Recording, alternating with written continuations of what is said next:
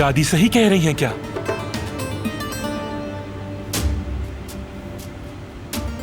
आपने अम्मी के कातिल को खून दिया था?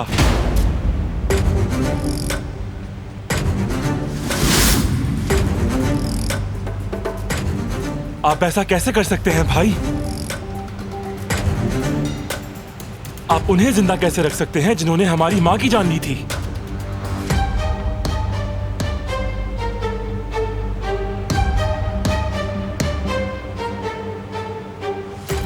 खून रेजी रोकने के लिए आपने दुश्मन की बेटी से शादी की थी और अब आपने दुश्मन की जान भी बचा ली है।